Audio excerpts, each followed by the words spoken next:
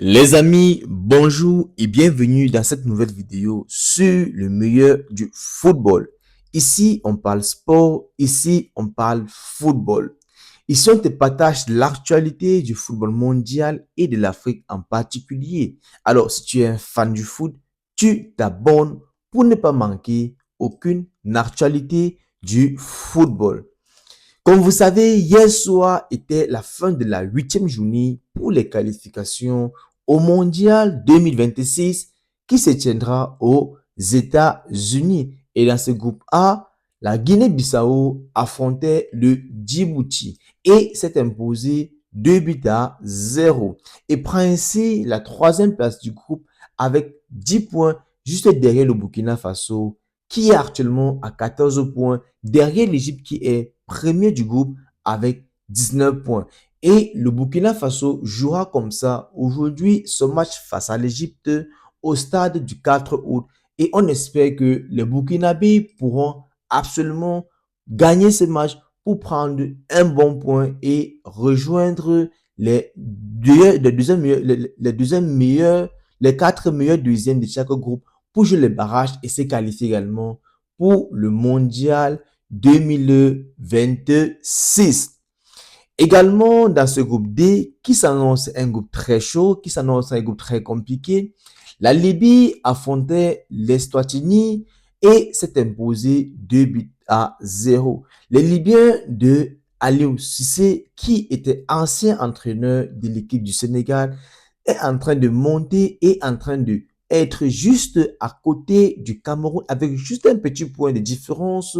Ce groupe qui est très serré, le Cap-Vert qui a juste 16 points est en premier du groupe et qui affrontera le Cameroun aujourd'hui à Praia au Cap-Vert.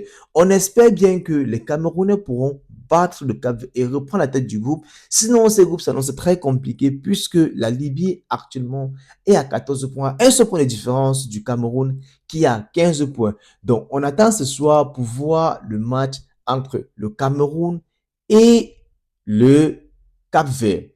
Le Maroc, quant à lui, dans ce groupe E, a pu s'imposer, bien qu'étant qualifié, 2 buts à 0 face à la Zambie, et met comme ça la Zambie en difficulté, qui avait juste 6 points et reste troisième derrière la Tanzanie, qui est actuellement à 10 points. Le Maroc actuellement a joué tous ses cartons, a joué tous ses matchs, a fait carton plein et actuellement à 21 points après seulement 7 journées, après seulement 8 journées et à 21 points.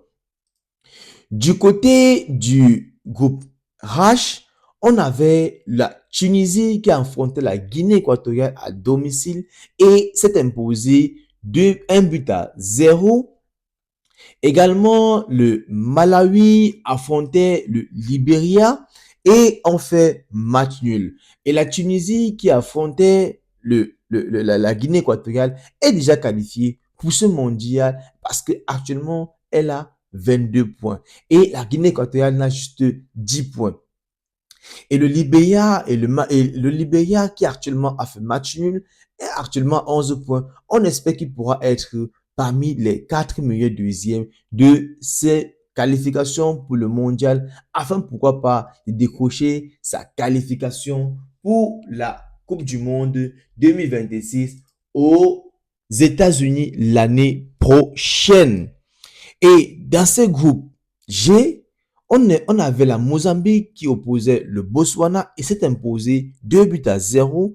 La Guinée qui jouait contre l'Algérie. L'Algérie qui devrait normalement se battre à marquer juste un but et se qualifier pour le mondial, devrait encore attendre quelques journées avant de pouvoir voir sa qualification au mondial. L'Ouganda qui affrontait comme ça la Somalie s'est imposé 2 buts à 0 à domicile et actuellement, l'Algérie est première du groupe à cette huitième journée, mais devra attendre encore la neuvième journée pour, avec une victoire, pour pouvoir se qualifier. Parce que juste derrière lui, il y a l'Ouganda, parce que si l'Algérie perd ses deux autres matchs et que l'Ouganda gagne ses deux autres matchs qui viennent pour la huitième et la neuvième journée, ou le Mozambique encore, ils pourront déclasser l'Algérie et se qualifier pour le mondial 2026. Donc attention aux Algériens qui ont manqué déjà la dernière coupe du monde à cause du Cameroun à Blida qui avait joué un match fou, qui a gagné aux derniers arrêts, aux derniers minutes de la fin du match.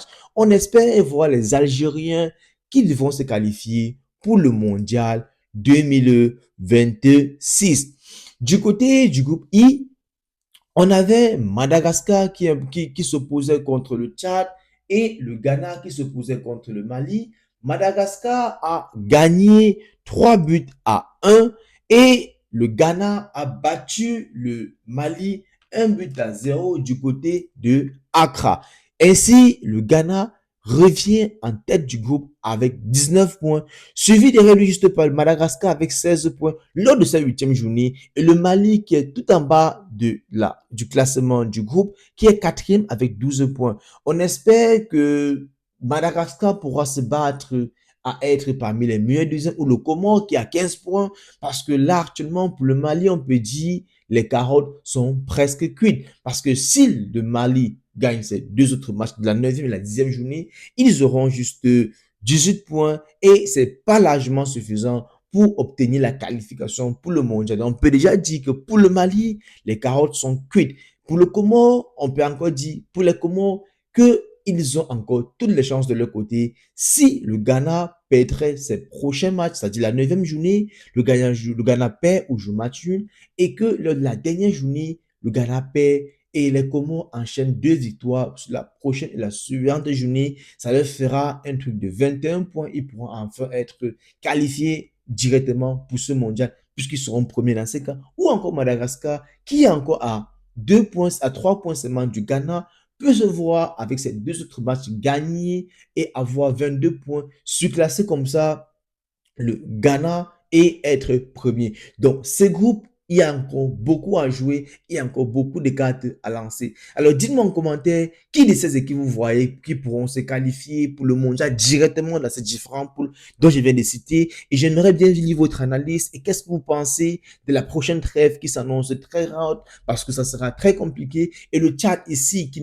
est dans une poule où avec seulement plusieurs matchs joués a juste eu 1 point. On peut comprendre que les Tchadiens ne sont pas très football, mais on espère le voir au mieux de leur forme dès les prochains rassemblements internationaux. Je vous laisse en commentaire comme ça. Je vous laisse comme ça avec les clichés des différents matchs, des différents résumés des matchs, des différentes victoires que vous pouvez voir de tous ces matchs qui sont passés hier, puis la 8e journée côté Afrique. Et j'aimerais bien vous lire quels sont vos pronostics pour les différentes poules qui pourront se qualifier directement derrière le Maroc qui est déjà qualifié, l'Égypte qui est presque qualifié et les autres. Alors j'aimerais bien vous lire en commentaire. Je vous laisse comme ça avec ces images des après-matchs et on se dit à la prochaine pour une nouvelle vidéo. N'oubliez pas de vous abonner, de partager la page et surtout liker afin d'encourager la page à grandir.